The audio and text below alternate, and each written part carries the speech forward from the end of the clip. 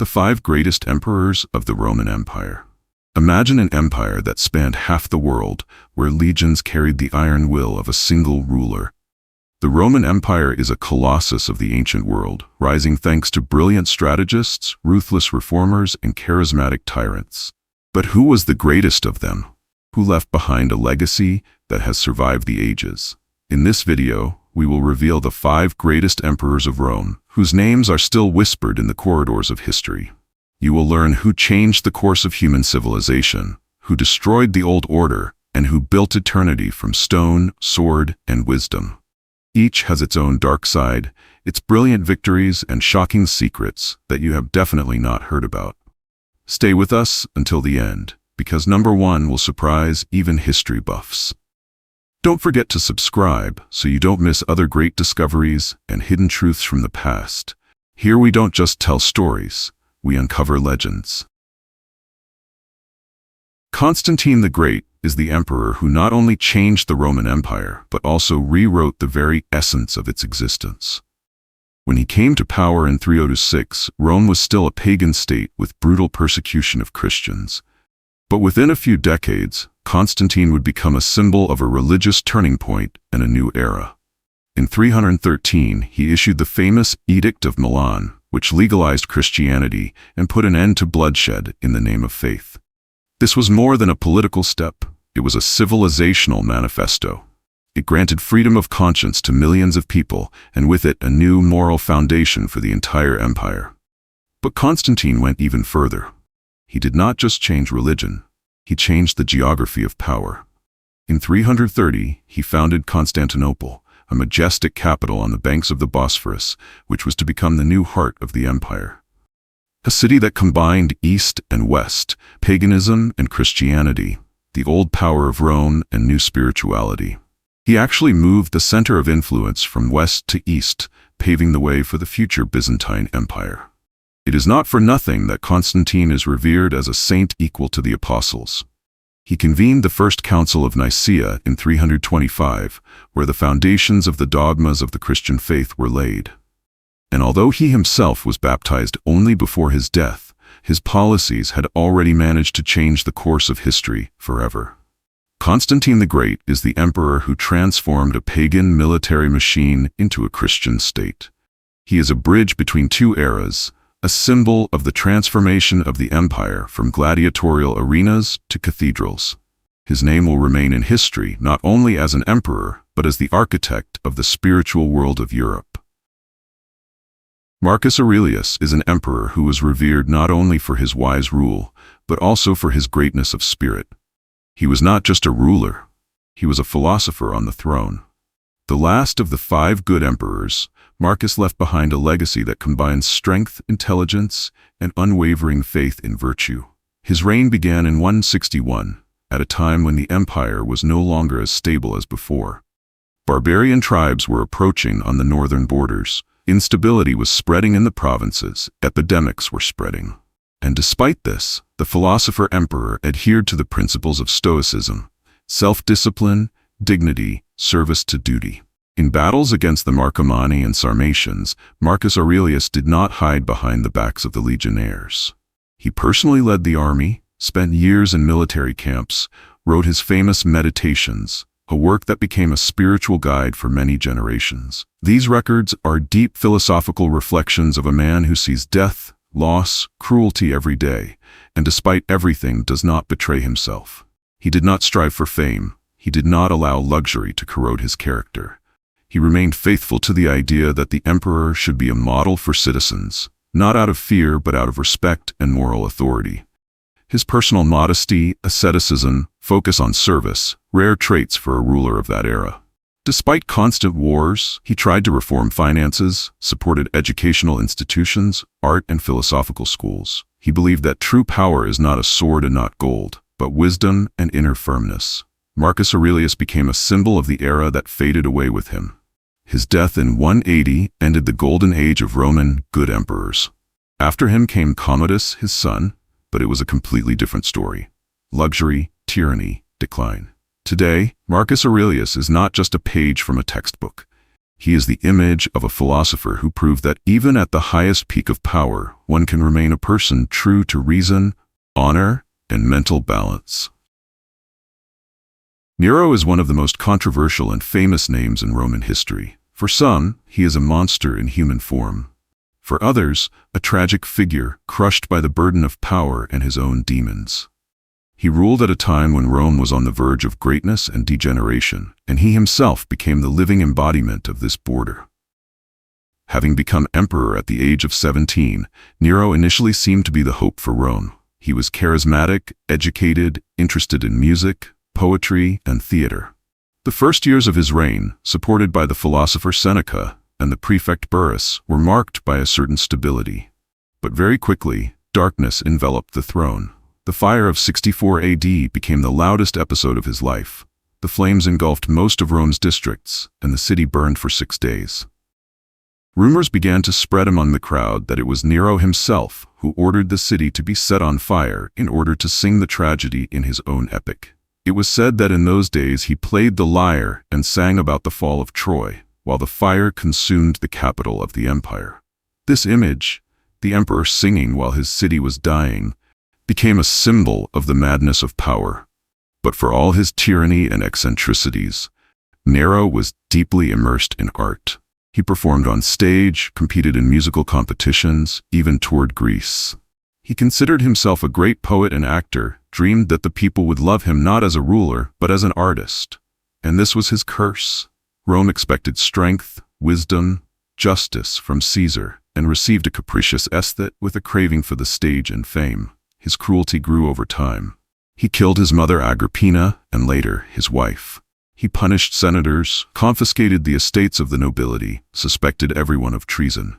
His crazy architectural projects, in particular the Golden House, a grandiose palace with ponds, gardens, and a giant statue of Nero himself, became a symbol of boundless imperial pride. Hatred for him grew. The provinces rebelled, the Senate declared him an enemy of the people. Abandoned by everyone, he fled the city and, according to legend, before his death whispered, "What an artist perishes with me," words that have forever been engraved in the memory of history. Nero left Rome shaken, spiritually exhausted and frightened. His reign was the last stage of the Julio-Claudian dynasty and a harbinger of great turmoil. He is considered a symbol of the degradation of the empire, when greatness gave way to hedonism, cruelty, and vanity. But at the same time, he was not only a monster.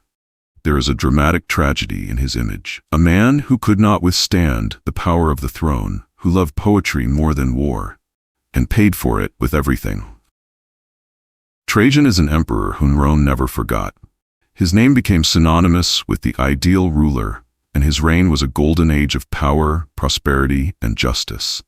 Even centuries later, senators would bless new emperors with the wish, "May you be happier than Augustus and better than Trajan." Marcus Ulpius Trajan became emperor in 98, the first to be born outside Italy, in Spain, in the Roman province of Baetica. He was a strict soldier, disciplined but fair, respected by the legions, and did not believe in ostentatious luxury. From the very beginning, he made it clear that Rome would once again be great, not in words, but in deeds. Under his leadership, the empire reached its geographical maximum. He conquered Dacia, modern Romania, after fierce wars against King Decebalus. These victories brought Rome vast treasures, gold and silver, which strengthened the economy.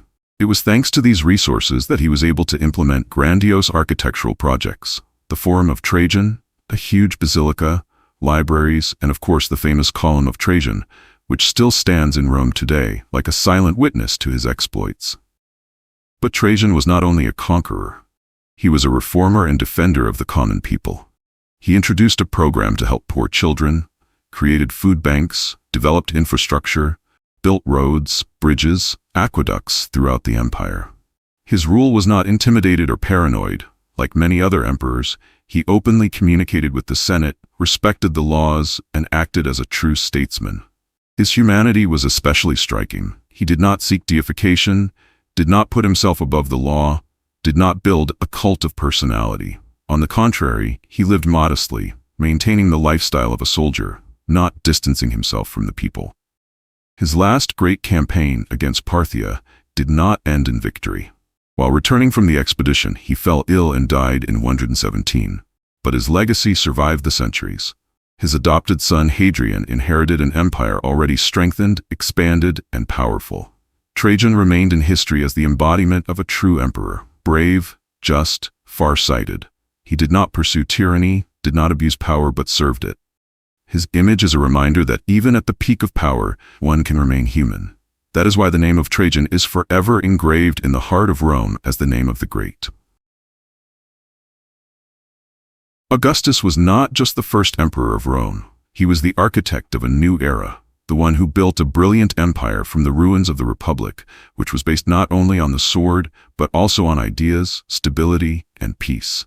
His name, Gaius Octavian Augustus, became a symbol of transformation, greatness, and political genius. After the assassination of Julius Caesar in 44 BC, the young Octavian, his adopted son and heir, enters a dangerous game for power. He is only 18 years old, but contrary to expectations, it was he who managed not only to maintain influence, but also to conquer the entire political space of Rome. Through bloody civil wars, the struggle with Mark Antony and Cleopatra, he eventually becomes the sole ruler. In 27 BC, the Senate gives him the title Augustus, which means sacred, and proclaims him the first emperor. But Augustus does not declare himself king. He cunningly introduces a new system of the Principate, in which the illusion of republican institutions is preserved, although all power is concentrated in his hands. This political hypocrisy provides him with the support of the aristocracy and stability in the state. One of Augustus' most important achievements was the establishment of the Pax Romana, the Roman peace. This was a period of unprecedented stability that lasted more than 200 years. During his reign, roads were built, borders were strengthened, an effective tax system was created. The army and administration were reformed. Rome turned into a powerful center, where security and order became the basis of life. Augustus was not only a politician, but also a subtle master of public image. He strengthened his power through culture. Virgil, Horace, Ovid created with his support. Through literature, architecture, and monumental projects, he consolidated his idea of an eternal Rome. Octavian understood well that power is not only about strength, but also about faith. He built temples, emphasized his piety, honored the gods, in particular Apollo, and even considered himself the son of the divine Julius Caesar.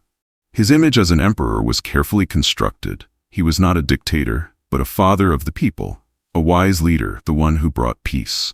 In private life, he was reserved and strict. Although personal losses, the death of nephews, the absence of an heir, haunted him, Augustus maintained control until the last. He died in 14 AD in Nola, passing power to his stepson Tiberius. His last words, according to legend, were, "I found Rome brick, and I left it marble." And indeed, he did not just build an empire, he laid the foundation on which world history would stand for centuries to come. Augustus is not just a ruler, but a legend. His influence is felt today. Even the name of the month of August, preserves his memory. All of Rome stands majestically on the shoulders of titans, but it was these 5 emperors who became the true architects of greatness, power, and an eternal legacy. From the wisdom of Marcus Aurelius to the brilliance of Augustus, from the cruciform vision of Constantine to the mighty hand of Trajan and the controversial shadow of Nero, each of them left a mark that time will not wash away. If you were impressed by this journey through the centuries, if you want to continue diving into the depths of history, uncovering the secrets of the past, and discovering the names that created the world, subscribe to the channel, click on the bell, and we will continue to tell about those who changed history. There are many more discoveries ahead. Thank you for watching, and remember, history lives as long as we remember it.